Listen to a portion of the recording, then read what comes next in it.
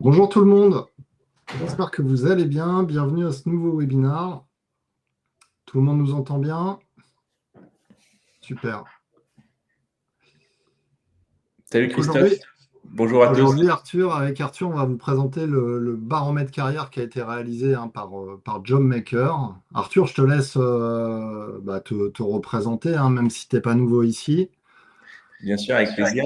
En tout cas, merci pour cet événement. Je suis vraiment ravi de pouvoir partager notre contenu auprès de ton audience. Donc moi, je suis psychologue du travail, CEO de JobMaker depuis 4 ans maintenant. Et donc pour ceux qui ne connaissent pas JobMaker, donc c'est une plateforme de coaching 100% digital de carrière qui a été créée en fait pour pouvoir démocratiser l'accompagnement de carrière dans les organisations et faire en sorte de permettre aux collaborateurs d'être véritablement acteurs de leur carrière. Vas-y, hein. Ouais, ok.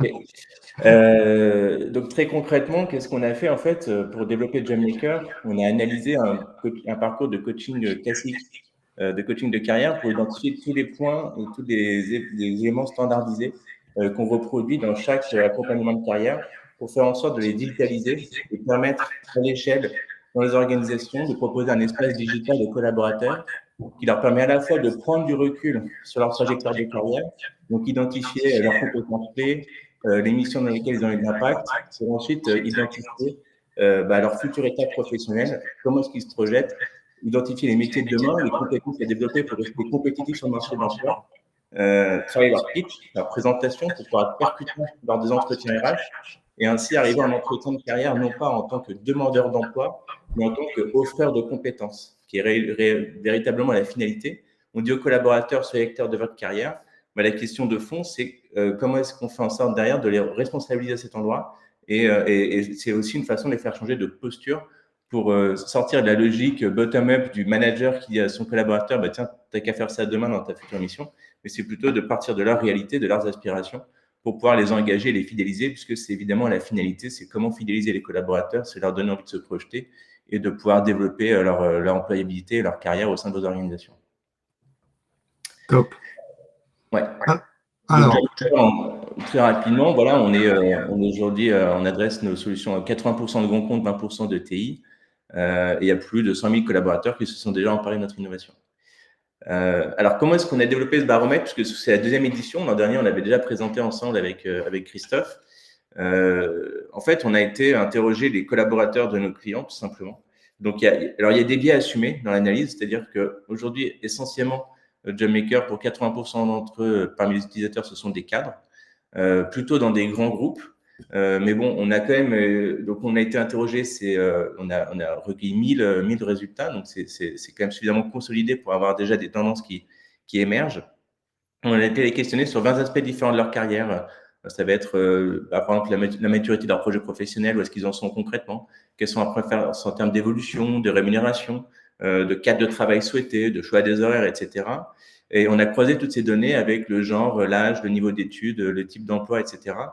Et donc, ce baromètre qu'on vous transmettra, ou je ne sais pas si on vous l'a déjà transmis, ou vous allez le recevoir, en tout cas, vous l'aurez, c'est sûr, à l'issue de notre présentation, permet justement de comprendre un peu, d'un point de vue macro, quelles sont les tendances qui se dégagent. Et on a essayé de voir aussi s'il y avait eu des évolutions en un an. Alors, ça reste sur des tendances dans toutes proportions gardées similaires, mais il y a quand même des singularités qu'on peut observer d'une année sur l'autre, donc c'est assez intéressant également. En tout cas, l'objectif de ce baromètre, c'est vraiment de mieux comprendre quels sont les enjeux de carrière des collaborateurs et quels sont les moteurs d'engagement au travail qu'ils ont pu exprimer. top. Alors, première question qu'on va vous poser. Quelle est la proportion de collaborateurs qui a un plan de carrière en tête? Je vous laisse répondre rapidement. Selon vous, quelle est la proportion de collabs qui ont un plan de carrière en tête? 15%, un quart, 45% ou les trois quarts des collaborateurs? Et puis dites-nous, vous, en commentaire, si vous avez vous-même un plan de carrière en tête. C'est intéressant de voir côté RH si vous-même vous vous projetez. Je vous laisse quelques secondes. Toi, Arthur, tu as un plan de carrière en tête? Ouais, très clairement, ouais. Très, très clairement, c'est continuer à développer JobMaker et puis continuer à m'épanouir dans la tech parce que je trouve qu'il y a de belles choses à faire. Il y a de belles opportunités. C'est des secteurs qui ont du sens pour moi, en tout cas. Et je pense que c'est un secteur d'avenir. Donc, et puis, Moi, je pense qu'il y a du boulot encore. ouais, il y a du boulot. En fait, il y a le temps de l'innovation qui est une chose, et puis le temps aussi d'implémentation, mais ça c'est entre guillemets, mais c'est surtout derrière le temps d'acculturation et d'innovation qui prend du temps, je trouve. Ouais, ouais, Alors, si vous êtes là, c'est qu'a priori, vous êtes sensible à ces sujets, donc je peux me permettre de le dire. ouais. Alors, qu'est-ce que ça donne? Allez, vous nous dites plutôt 25 ou 15%. Et donc, la réalité, Arthur. Patatras, enfin patatras, non, tatatata, c'est qu'on est à 25% des collaborateurs qui ont un plan de carrière précis en tête. Donc ça, c'est intéressant.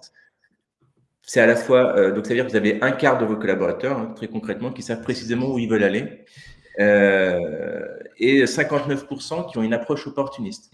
Donc ça veut dire quoi? Alors, quand on compare par rapport à l'an dernier, donc l'an dernier, on était sur 30% qui avaient un plan de carrière précis, 25% aujourd'hui, donc il y a un petit décrochage sur le sujet de 5 points. Et pour l'approche opportuniste, je vais vous préciser ce que c'est ensuite, on est passé de 51% en 2024 à 59% en 2025. Alors, moi, c'est une interprétation, mais vous pouvez tout à fait me contester, il n'y a pas de sujet, hein, on est là pour en discuter. En tout cas, c'est que moi, ce que je perçois, c'est qu'on est dans une situation où les métiers se transforment très vite. Alors, c'était déjà le cas l'an dernier, mais l'émergence de l'IA a quand même tendance à challenger beaucoup de métiers, beaucoup de carrières, qui fait qu'on peut avoir du mal à se projeter.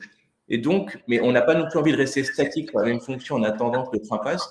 Donc, faute de projection, on va privilégier peut-être des évolutions à court terme, opportunistes, du coup, qui vont nous permettre de, malgré tout, continuer à développer nos compétences, continuer à acquérir de nouvelles compétences et donc maintenir notre compétitivité sur le marché. On sait bien que si on reste trop longtemps dans la même fonction, on risque de se retrouver disqualifié sur le marché de l'emploi. Et donc, il y a un équilibre entre le saut de mouton de changer de poste tous les ans et en même temps rester 10 ans collé à la même fonction. C'est-à-dire qu'il y a un équilibre à trouver entre les deux. Mais si effectivement on arrive en fin de cycle et qu'on a du mal à se projeter, bah, on a tout de même cette nécessité d'évoluer. Et donc, dans ce cas, on va prendre les opportunités qui s'offrent à nous de manière opportuniste. Et donc, il y a quand même une tendance vers un basculement de l'approche opportuniste par rapport au plan de carrière défini. Et alors, si on met un peu plus le focus sur les femmes là-dessus, ça, je trouve que c'est important aussi de le dire, parce qu'on a donc 16% de collaborateurs qui n'ont pas de plan de carrière du tout. Donc là, c'est quand même à questionner. Alors, si on regarde dans le détail, en tout cas sur la disparité homme-femme sur le sujet, on a 10% d'hommes qui n'ont pas de plan de carrière et 21% de femmes qui n'en ont pas. Donc, il y a quand même 2 fois plus de femmes qui ne savent pas comment se projeter dans leur carrière. Donc, évidemment, ça rejoint nos questions qu'on a autour de la mixité et de l'employabilité, enfin, pas l'employabilité, mais de la mixité autour de ces sujets. Et donc, qui nécessite sans doute une réflexion sur comment est-ce que on doit singulièrement accompagner les femmes sur ces sujets dans les organisations. J'en parlerai un peu plus tard, mais on a développé avec Jamaica un programme spécifique pour les femmes pour permettre justement d'adresser le sujet. Parce que, en fait, ce que la littérature montre, ce que les études montrent, hein, c'est que concrètement, les premiers facteurs d'autodiscrimination, c'est les femmes elles-mêmes qui, du coup, parfois n'osent pas candidater en mobilité interne. On voit encore sur vos bourses à l'emploi, si vous en avez une, vous avez une surreprésentation des candidatures masculines par rapport aux candidatures masculines sur les féminines. Vous avez compris ce que je voulais dire quand il s'agit d'une promotion, par exemple. Et donc, ça allait interroger quand même derrière sur OK, nous, on a des enjeux de mixité, mais il faut aussi que les femmes derrière, évidemment, fassent le mouvement. Alors, c'est plus difficile à faire quand on ne sait pas où on veut aller. Dans le chat, il y avait quelques réactions. Tu vois, il y a Marion qui dit à 25 ans, j'avais un plan, à 45 ans, moins. Est-ce que tu constates aussi en fonction des âges des différences? Oui, très clairement, oui. Après, oui, non, mais il faudra regarder dans le détail dans le baromètre. Je ne vais pas prendre le temps de les fouiller dans le baromètre, mais vous le recevrez, hein. Effectivement, selon les âges, on va avoir une disparité qui peuvent être liées aussi à des causes externes en dehors du boulot qu'on comprend très vite, hein.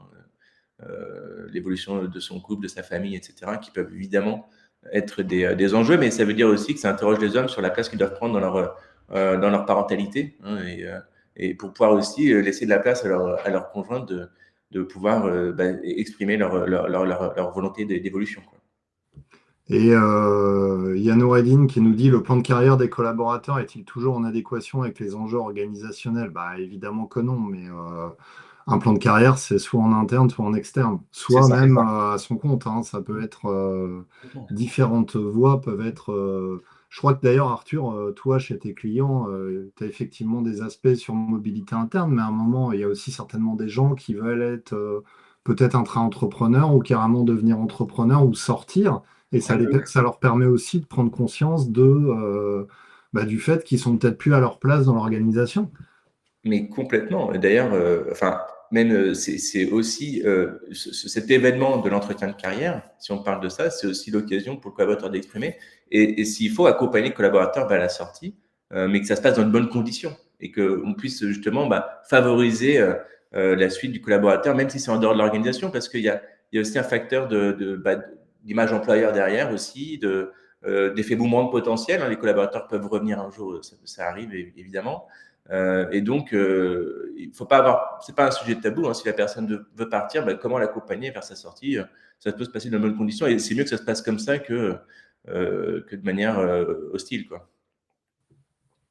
Et alors, si on revient justement sur ce point-là aussi, ce qui est intéressant de constater également, c'est que même si, enfin, une grande majorité de collaborateurs, même si une partie d'entre eux savent ce qu'ils veulent faire, ça ne veut pas dire pour autant qu'ils savent bien l'exprimer, qu'ils savent bien en parler, puisqu'il y en a quand même 40% qui souhaitent clarifier leurs aspirations. Donc, parfois, on a des besoins aussi sur, OK, je vois à peu près où je veux aller, mais comment le présenter à mon manager, comment le présenter à mon RH, comment justement faire en sorte d'être percutant à cet endroit. Et donc, c'est pas parce qu'on sait ce qu'on veut faire que pour autant, ça suffit à ce que la personne se sente suffisamment légitime pour pouvoir franchir le pas. Et donc, ça va être aussi intéressant de pouvoir les accompagner dans cette étape pour pouvoir les aider à clarifier leur projet professionnel, justement, et en parler de manière percutante et impactante. Un entretien de mobilité, c'est comme un entretien de recrutement, hein, ni plus ni moins. C'est-à-dire qu'il faut convaincre son futur manager. C'est pas parce qu'on a le bénéfice de l'antériorité dans l'organisation que pour autant le poste est acquis. Encore faudra-t-il, on est potentiellement en compétition avec des candidatures extérieures, potentiellement des candidatures internes. Donc, il faut aussi aider les collaborateurs à clarifier leur projet professionnel. Alors, tout à l'heure, tu parlais effectivement de l'IA qui révolutionnait aussi la façon dont on allait se projeter, la transformation des métiers. On sait aussi que les compétences d'aujourd'hui sont beaucoup plus rapidement évolutives qu'il y a 10, 15, 20 ans. Une des grandes problématiques aujourd'hui des entreprises et des collaborateurs, même des candidats, c'est qu'ils ont du mal à identifier les candidats, les métiers des entreprises, et les collaborateurs eux-mêmes ne connaissent pas tous les métiers de l'entreprise ou de l'organisation à laquelle ils appartiennent. Oui. Ce qui pose aussi un gros problème en termes de projection, c'est-à-dire que si par exemple aujourd'hui j'ai des compétences dans mon métier, je ne sais pas forcément comment elles vont être transposables dans d'autres métiers de l'entreprise parce que je n'ai pas forcément la connaissance de ces métiers. Alors, ça, c'est évident. Alors, il y a donc, et les RH non plus d'ailleurs, au passage. Je veux dire, voire même les managers non plus. Donc, il y a cette difficulté de l'accès à l'information, en fait. Alors, l'IA va être un facteur facilitant, hein, très clairement. Les moteurs d'IA aujourd'hui qui apparaissent pour justement rapprocher les offres d'emploi internes ou externes et les collaborateurs sont là pour faciliter les démarches. À ceci près que moi, là où j'apporterai un peu de nuance, c'est que si on a en tout cas une approche strictement centrée sur les compétences face à ça, on risque de faire d'être dans des difficultés parce que les compétences, quand on fait un référentiel de compétences, par exemple, on va interroger le passé, c'est-à-dire qu'est-ce que le collaborateur a pu exprimer comme compétence jusqu'à présent. Mais ça ne va pas interroger le futur. Et donc, il manque une case pour pouvoir projeter le collaborateur parce que ce n'est pas parce qu'on a fait ça avant qu'on a envie de faire ça demain. Et d'autant plus que si on se base sur les compétences qui, pour 50% d'entre elles, seront obsolètes dans moins de 5 ans, en fait, là, on va se retrouver avec des matchings qui risqueraient de dire, OK, tu peux faire ça aujourd'hui, mais on ne sait pas ce que tu peux faire demain. Et donc, il faut changer un peu la grille de lecture, à mon sens, du moins la compléter et avoir une approche plus référentielle de potentiel que référentielle de compétences. Parce que qu'est-ce que c'est le potentiel concrètement? C'est la capacité d'un collaborateur à intégrer de nouvelles connaissances, de nouvelles compétences, à s'adapter dans un environnement en mutation. C'est ça le potentiel. C'est comment est-ce que je vais pouvoir progresser, continuer à développer mon employabilité. Et donc, si on n'interroge que le passé sans mettre la notion de potentiel dans les référentiels de compétences, finalement, on fait un travail qui, le jour où il est terminé, est obsolète. Et c'est pour ça, d'ailleurs, qu'une fois que le référentiel de compétences est fait, la plupart des entreprises ne savent pas quoi en faire. Parce qu'en fait, elles se rendent compte que finalement, on vient de mettre en place toute une architecture RH mais qui manque l'essentiel, c'est les appétences des collaborateurs. J'ai oublié d'en parler, mais ça fait partie aussi des points interrogés. Et puis leur potentiel à pouvoir évoluer et continuer à développer leur employabilité finalement. Alors, deuxième question. Sur quels critères reposent les choix de carrière des collaborateurs selon vous? Quel est le critère numéro un pour appréhender leur carrière? Alors, est-ce que c'est le management, le contenu des missions, les perspectives d'évolution ou la rémunération? Toi, tu as toujours été sensible plutôt à quoi, Christophe? À la rémunération. C'est bien, c'est assumé. Ah, c'est honnête, hein, Ah non, mais c'est clair. Et indifféremment de 20 ans, 30 ans, 40 ans, tu vois, là j'en ai eu 48 hier. Alors évidemment, après j'ai d'autres facteurs d'alignement, mais bon, après je suis à mon compte, donc c'est peut-être un peu différent aussi, mais Ouais. Puis surtout que la rémunération repose sur tes épaules, quoi. Donc en fait, exactement, exactement. tu la délègues pas à quelqu'un d'autre, quoi. Non. Merci Julie. J'aurais dû mettre, tu sais, euh, un système pour me faire des dons pour mon anniversaire pendant les webinars, ce serait cool Ouais, ça. c'est pas bête, Faudrait que ça. j'y pense à ça. Ouais, ouais, c'est pas bête. Et puis tu dis à J'aurais chaque peut-être de webinaire quoi, que c'est ton j'aurais peut-être de anniversaire quoi aller et me payer un café après. tu dis à chaque webinaire que c'est ton anniversaire et t'es tranquille, hein. Alors, qu'est-ce que ça dit? Bon, ça dit contenu d'émission et en deux la REM. Ouais, ça c'est marrant. Résultat, Résultat, vous avez perdu, je pense. Ouais. ouais. Hop. Alors ça c'est intéressant et qu'est-ce que ça veut dire derrière en fait? Donc globalement, donc ça va être l'émission proposée qui va être le premier critère. Maintenant, ça reste un peu global. Donc si on regarde dans le détail, dans l'émission proposée, qu'est-ce qu'on a comme item? On a donc l'émission offrant des opportunités de développement de nouvelles compétences sur 42%. Donc, c'est-à-dire qu'en gros, il y en a un sur deux qui, en fait, privilégient des missions dans lesquelles ils vont pouvoir continuer à se développer, à s'enrichir au niveau des compétences, à rester compétitifs sur le marché.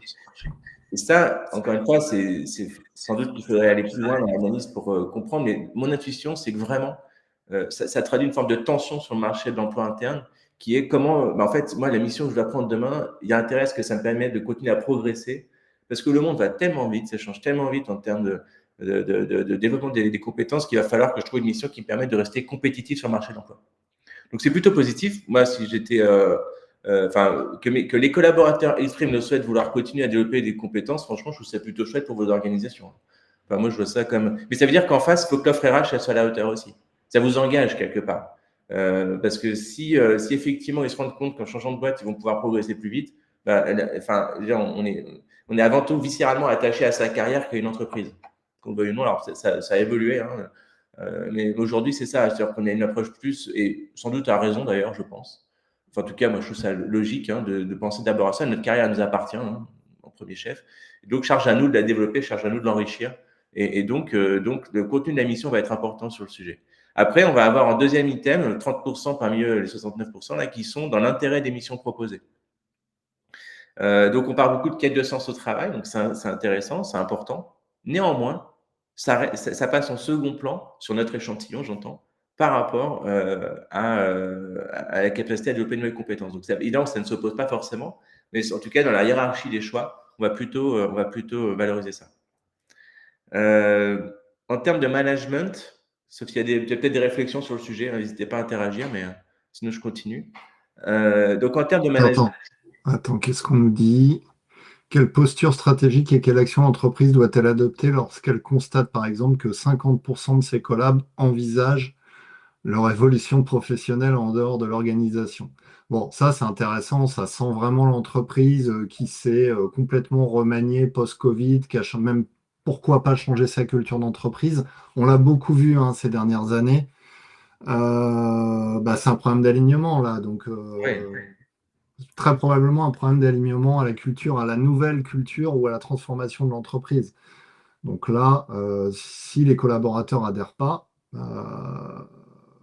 C'est qu'ils ne s'y retrouvent pas. Hein. C'est que ce soit. En tout cas, ils ne voient plus d'intérêt personnel à rester dans la boîte parce que parce qu'ils sentent que le vent tourne, quoi, ou qu'en tout cas, ils sont plus à leur place. Mais effectivement, on a vu des gros changements. Et parfois, c'est assumé de la part de l'organisation. Je parle le passage du remote au plus de remote, revenir au bureau, puis à moitié, puis machin, enfin, les espèces de yo-yo où finalement les collaborateurs, à la fin, ils sont en manque de repères.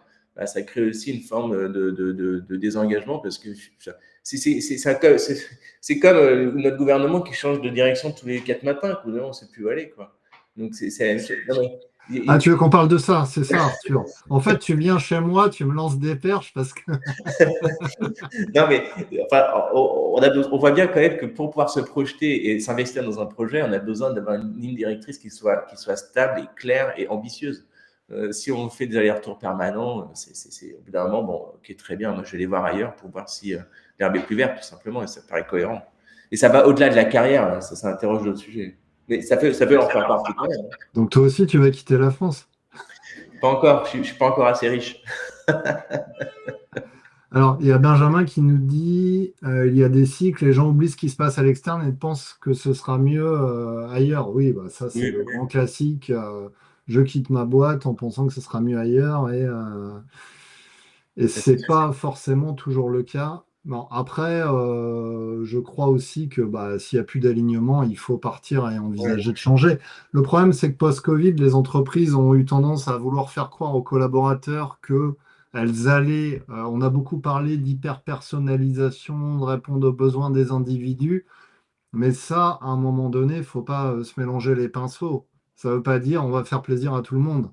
Ouais. Donc, à un moment donné, l'entreprise, elle a une stratégie, elle a un business, elle a des objectifs, elle décide d'une culture. Si vous n'adhérez pas à cette culture, l'entreprise va pas faire en sorte de vous faire plaisir, hein. Après, ce qu'il faut, c'est analyser et comprendre pour, quand vous recrutez les personnes qui vont les remplacer, être sûr de ne pas reproduire les mêmes schémas, quoi. Parce que si effectivement on fait un constat mais qu'on n'est pas remis en question bah, son recrutement à la source, en fait, c'est un cycle sans fin derrière. Donc, il faut assumer, je pense, clairement, il faut assumer une stratégie, une posture, des valeurs, une culture. Et puis après, bah, les gens, ils adhèrent ou pas. Mais effectivement, on ne peut pas faire de la personnalisation à l'extrême. Ça, on est bien d'accord. Le prochain item, les perspectives d'évolution. Alors non, il y avait management avant. Voilà. Voilà. Alors, management, donc là, bon, je pense qu'on enfonce un peu une porte ouverte, mais enfin, c'est toujours intéressant de le constater. Mais globalement, ce qui est dominant, c'est management délégatif et management participatif. Alors, c'est très lié à la culture d'entreprise. En tout cas, c'est sûr que bon, le type de management un peu trop directif ou persuasif à moins la cote, ça paraît assez évident. Mais en tout cas, on attend. Enfin, ce que je trouve intéressant dans le management délégatif, en tout cas, moi, je suis assez sensible à ça, hein, c'est le côté responsabilisation du collaborateur aussi. C'est-à-dire que c'est vraiment comment est-ce qu'on fait en sorte de le responsabiliser pour que derrière, il soit responsable, c'est qu'elle veut dire, de ses résultats et qu'il va pouvoir justifier derrière une promotion, une mobilité ou quoi que ce soit. Au moins, ça Bah, permet aussi de remettre au centre du sujet, quoi. ce qui est intéressant aussi, tu parles de responsabiliser le collaborateur. Bon, parce que là, Olivier nous dit le problème vient aussi que souvent les décisions sont descendantes et donc subies. Bah, évidemment, la direction ne va pas vous demander forcément toujours votre avis.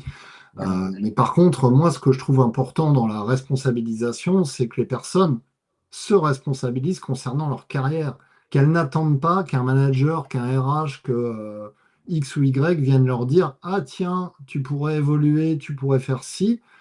Et c'est vrai que pendant longtemps, on a laissé croire aux collaborateurs que c'était une strat RH ou un manager qui allait les accompagner dans leur développement. Et la plupart du temps, c'est faux. Si le collaborateur ne se déclare pas candidat à quelque chose dans l'entreprise, il a quand même très peu de chances d'évoluer. Donc il faut aussi que les salariés se prennent davantage en main, entre guillemets, et prennent leur carrière en main réellement. Et la responsabilisation, ça implique aussi d'accepter parfois des règles qui ne nous conviennent pas, hein. Je ne suis pas obligé de rester dans la boîte. Donc, j'ai une feuille de route à atteindre. Il y a parfois des choses qui subjectivement ne me conviennent pas, mais qui, pour des bonnes raisons, et puis la boîte n'a pas toujours à justifier non plus, a décidé qu'il fallait faire comme ça. Maintenant, ta responsabilité, c'est d'accepter le deal ou pas. Et encore une fois, il y a c'est moins le cas aujourd'hui, mais quand même, je veux dire, globalement, si on, en tout cas, dans la population qui est adressée par un travailleur job maker, c'est quand même des gens qui ont de l'employabilité. Donc, on peut aussi, selon, évidemment, je parle pas d'un ouvrier dans la Creuse, hein, je suis bien d'accord, mais quelqu'un qui a une certaine employabilité, en tout cas, a la responsabilité aussi de dire oui ou non et de s'il dire non, bah, d'aller chercher un job ailleurs, tout simplement. Et c'est pas grave. Ouais. C'est pas grave. Alors justement, Donc les perspectives d'évolution, voilà. Donc là, donc les perspectives d'évolution. Donc là, c'est un terme. Alors là, il y avait un point intéressant. Ah non, je le garde pour plus tard. Mais en tout cas, donc là, ce qui va être important, c'est majoritairement donc c'est les responsabilités confiées et le contenu du poste. Donc là, c'est un peu contradictoire par rapport à ce qu'on a vu avant d'ailleurs, je l'ai dit. Mais en tout cas, le contenu du poste bah, revient aussi à la capacité à développer de nouvelles compétences, à mes yeux en tout cas. Et en revanche, bah, le terme de responsabilité, ça fait écho à ce qu'on vient de dire avant sur le management délégatif. Donc les deux sont assez cohérents finalement. Et alors, dans les perspectives d'évolution financière, donc ça peut paraître contradictoire parce que ça faisait partie des critères justement qui n'étaient pas dans le podium. Pour autant, c'est pas parce que la rémunération n'est pas un critère premier, ça ne veut pas dire qu'on peut se satisfaire d'un job qui n'évoluera pas financièrement. Ça paraît assez évident. Mais ça reste quand même une carotte de pouvoir évoluer. Alors c'est 20%, mais ça reste quand même assez significatif pour noter que bah, on peut avoir besoin d'une petite carotte quand même pour avancer. C'est jamais désagréable. Et ça peut être un moteur de dépassement aussi. Et alors, donc dans la rémunération, ce qui est ouais, voilà. marrant là, c'est Alors, ce ce qui qui est intéressant aussi, justement, ce n'est pas voilà. Et si on avait fait un focus sur la rémunération quand même, parce qu'on on va pas mettre ça sous le tapis. En fait, ce qui est hyper important pour les collaborateurs, 64% d'entre eux, c'est qu'ils accordent une forte importance aux perspectives d'évolution de la rémunération pour 64% d'entre eux.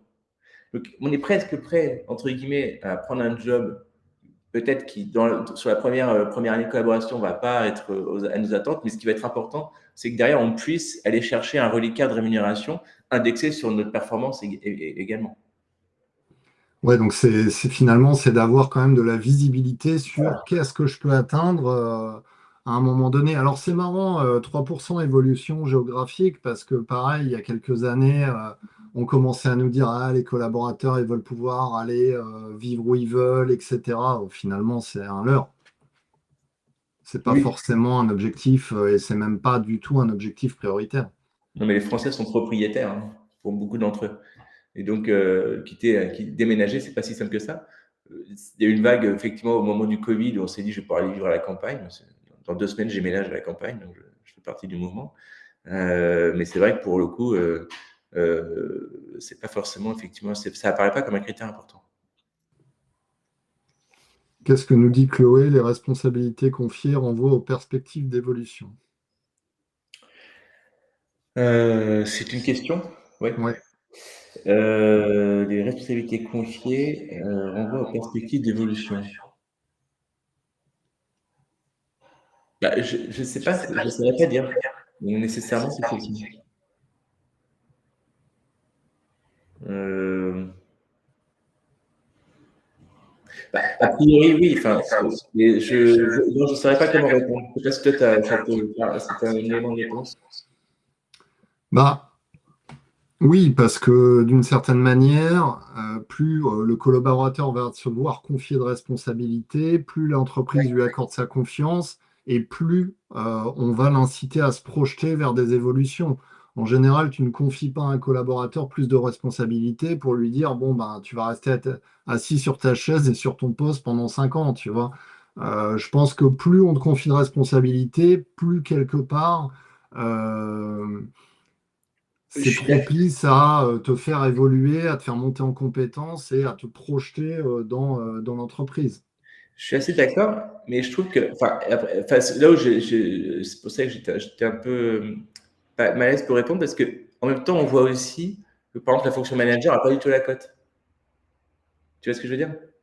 Ouais, Alors, après, la fonction est-ce que manager, le est-ce qu'on management, n'est pas, je sais pas, la fonction de manager, on n'est pas sur des responsabilités au sens toujours, tu es responsable d'une équipe, oui, oui, oui. peut-être, mais oui, c'est différent, je suis d'accord avec toi, il y a une contradiction là-dessus. Ouais. Parce que je pense qu'en fait, on est. Enfin, d'ailleurs, enfin, moi, je suis un peu candidat. Je t'avoue, je fonctionne un peu comme ça, mais je suis pas forcément révélateur de l'étude. Mais c'est vrai que moi, j'aime bien avoir de la responsabilité. C'est pour ça que j'ai repris Job Maker et tout ça. Pour autant, l'aspect managérial de ma fonction, bah, c'est pas le truc sur lequel je suis le plus à l'aise, tu vois. Enfin bon, à creuser. En tout cas, c'est sans doute à creuser. Mais après, on peut effectivement avoir des responsabilités sans forcément avoir une équipe de 500 gugus à manager derrière. Hein. Euh, Ça peut être aussi une équipe très serrée. Enfin, Exactement, c'est ce que dit Chloé, hein. Ça peut juste ouais, être un élargissement du périmètre de ouais, c'est ça. responsabilité du salarié. Exactement, exactement. Oui, oui. Ça peut être une évolution en termes de skills, de responsabilité, effectivement, mais pas forcément en termes de management. Tout à fait. Bonne remarque. Et Alors, les donc, apprentissages. alors, parce que bon, alors évidemment, on a fait, je crois que le baromètre, il fait un certain nombre de pages quand même, hein, je veux dire. Donc là, on a vraiment fait un concentré et vous pourrez le télécharger, vous verrez qu'il y a davantage d'informations à aller chercher. Mais en tout cas, nous, on a voulu retenir quatre constats, quatre éléments principaux qu'on a voulu vous partager. Déjà, le premier constat, c'est que, comme on l'a dit dans la première question, c'est que 25% des collaborateurs n'ont pas de plan de carrière en tête. Et donc, ça veut dire qu'ils vont avoir besoin d'aide, en fait, pour pouvoir être accompagnés dans leur trajectoire de carrière. Comme on l'a dit, et je le redis, donc on est dans un environnement en pleine mutation industrielle. Très peu de postes vont ne vont pas être concernés par le sujet. Et donc, ça implique aussi derrière un accompagnement sur ces sujets. C'est potentiellement assez anxiogène, hein, mais moi, en tant que chef d'entreprise, franchement, il y a des trucs sur lesquels ça m'inquiète un peu, alors que pourtant, je suis quelque part, je pourrais dire, j'ai mon destin entre mes mains, mais bon, voilà. Donc, il faut transformer cette inquiétude en opportunité aussi. Parce qu'il y a un gisement d'activité énorme à aller conquérir aussi, un gisement de compétences énorme à aller acquérir dans cette transformation. Et pour ça peut nécessiter un accompagnement. Et avec un focus particulier sur les femmes, comme je l'ai déjà dit, qui, elles, sont surreprésentées dans cet item, puisqu'il y en a une sur cinq qui n'a pas de plan de carrière. Et donc, potentiellement, ça pourra les mettre en difficulté le jour où leur métier va disparaître si elles n'ont pas anticipé sur le sujet. Clairement, il s'agit en fait de la compétitivité des collaborateurs d'une part, mais par extension de votre entreprise, parce que plus les collaborateurs sont formés et sont en mouvement, on va dire, pour acquérir de nouvelles compétences, plus votre entreprise va être compétitive et va aller chercher de la croissance et sera attractive aussi pour les talents de l'extérieur, etc. Ouais, en plus, on est quand même dans une société qui dit égalité femmes-hommes et Oui. qui a fait totalement l'inverse d'un point de vue famille. C'est-à-dire que, tu vois, depuis que le Pacs est apparu, on assiste aujourd'hui à des conséquences, entre guillemets, néfastes de ce Pacs. C'est-à-dire qu'avant, une femme qui, parce que son mari ne gérait pas les enfants, etc., pouvait bénéficier en cas de divorce d'indemnités. Et Mmh. aujourd'hui, on a des femmes qui sont pacsées, qui s'occupent de un, 2, 3 enfants parce que le mari ne le fait pas. Et ben en sortie de Pacs, t'as que dalle en fait. Ah, c'est ouf. Oui. Donc, on est aussi dans une société où on prône quelque chose et en fait, on a mis en place des trucs qui font l'inverse. En plus, les gens se marient de moins en moins. Donc, il faut à un moment donné vraiment changer les choses, quoi. Et j'ai envie de dire aux femmes, si vous trouvez un mec qui vous dit ah bah je sors, garde les gosses, machin, dites-lui au revoir, quoi. À un moment donné, parce que vous, si à 45, 50 ans, vous vous retrouvez seul, ça va pas être la même blague, hein. Et j'ai Ouais. des amis qui se retrouvent dans ce cas-là aujourd'hui. Ouah, c'est compliqué. Donc, au début du webinaire, il y a quelqu'un qui disait, moi j'ai 45 ans, j'ai plus de plan de carrière. Bah non, en fait, pourquoi? À Mmh. 45 ans, vous êtes en pleine possession de vos compétences. Vous avez acquis 20 ans, 25 ans d'expérience. C'est là où vous êtes le plus mature pour fixer un objectif, en fait. C'est Donc voilà, clair. c'était la petite aparté, mais je Oui, pense mais tu que, as raison. il y a vraiment, il faut vraiment avoir un déclic sur ce sujet, quoi. Ouais. Ouais, ben mais je vais revenir un peu avec plus de données factuelles et c'est assez intéressant avec le constat numéro 3 justement sur les femmes, je vais en reparler juste après, mais ça va compléter tes propos, donc c'est très bien. Le constat numéro 2, Donc, c'est par rapport au choix de carrière. Hein, donc, le premier constat, c'est que les collaborateurs vont privilégier des missions qui leur plaisent et qui leur permettent d'apprendre de nouvelles choses. Donc, ça, on l'a déjà dit. Donc, un management moins descendant basé sur la confiance, donc délégatif/participatif, et puis des perspectives d'évolution, donc toujours dans cette dynamique de pouvoir continuer à se développer, évoluer. Moi, je trouve ça hyper positif, en fait, Baromètre. Je me dis, franchement, on a quand même des collaborateurs qui sont en mouvement, qui n'aspirent qu'à une chose, c'est continuer à se développer. Moi, je trouve ça hyper enthousiasmant pour vous. Et pour compléter ce que tu disais par rapport aux femmes, alors là, je vais lire un peu des chiffres et je m'en excuse, mais c'est quand même important parce que ça va vraiment venir dans le sens de tes propos. Donc, comme on l'a dit, donc 21% des femmes disent ne pas du tout savoir ce qu'elles veulent faire demain, enfin, n'ont pas de plan de carrière, contre 10% des hommes.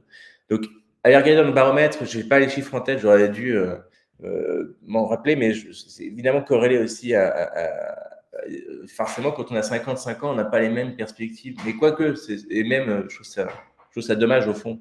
Mais il y a un peu cette culture où en France, dès qu'on approche la soixantaine, bah, ça ne sert à rien de te projeter parce que tu vas bientôt être à la retraite. Je pense que c'est une erreur. Vraiment, c'est une erreur, mais bon. En tout cas, c'est culturellement comme ça aujourd'hui et j'espère que ça évoluera. Surtout qu'on risque de passer à une retraite à 70 ans dans les 10 ans à venir. Hein. De toute Donc façon, c'est ce que ça se modèle.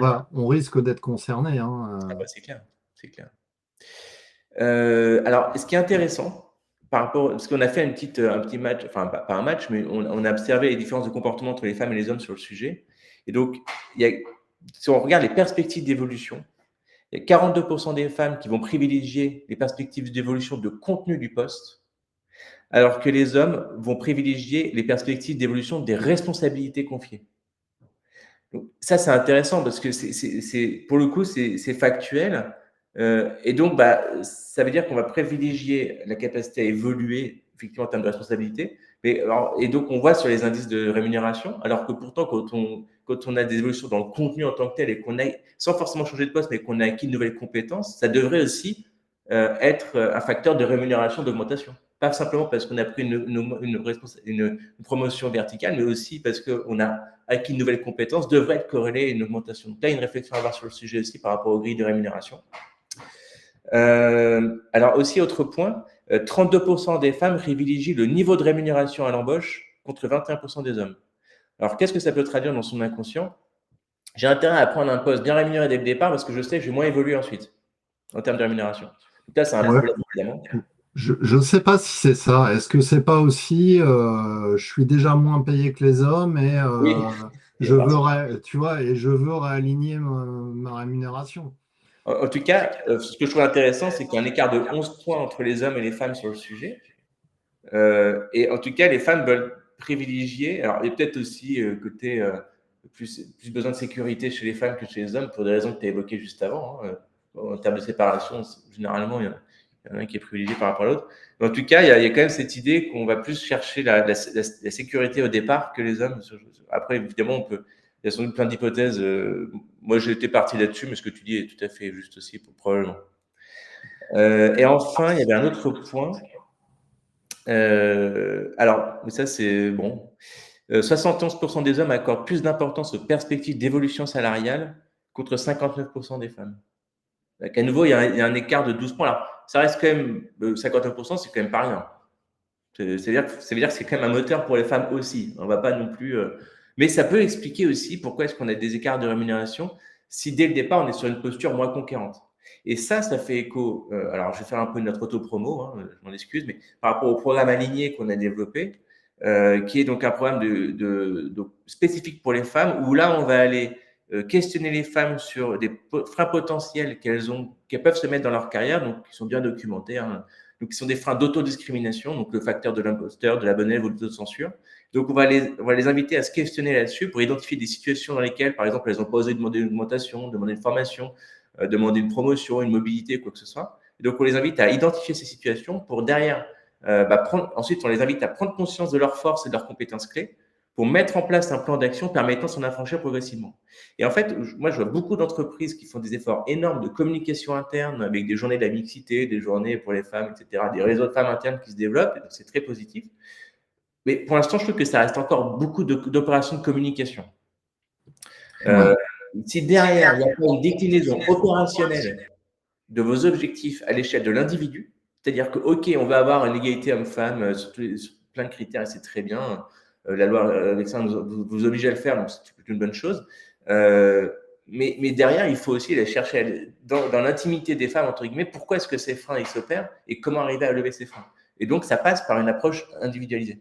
On arrive à le faire avec certains de nos clients. Je pense à la MGEN, par exemple. On a fait un webinaire avec eux en début d'année où ils ont vraiment mis en place une stratégie très poussée. Vous avez sur la chaîne YouTube de Jamaica, vous verrez le webinaire qu'on avait animé là-dessus. Et il y a vraiment des vraies stratégies, mais il ne faut pas que ça se transforme en opération de woman washing, entre guillemets. Il ne faut pas que ce soit une fois par an, journée de la femme, où on met en place des actions, quoi.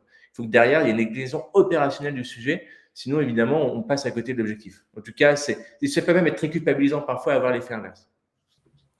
Et enfin, il y avait un commentaire d'Olivier qui revenait sur l'histoire des prestations compensatoires, qui dit c'est quand il y a une grande différence de revenus entre les deux époux et qui dit on tend de plus en plus vers une égalité de salaire et de promotion d'emploi. Cette différence a tendance à disparaître et donc les prestations sont. Alors, est-ce qu'Olivier vit en 2050? Je ne sais pas, mais aujourd'hui, en fait, peut-être qu'en région parisienne, il y a moins de différence. Mais si vous sortez de la région parisienne, vous constaterez que les écarts de rémunération au sein des foyers, on a quand même des disparités énormes entre ce que gagne l'homme et la femme. Il faut arrêter un moment de vouloir faire croire qu'on est dans un pays égalitaire. C'est faux. Et historiquement, c'est comme ça.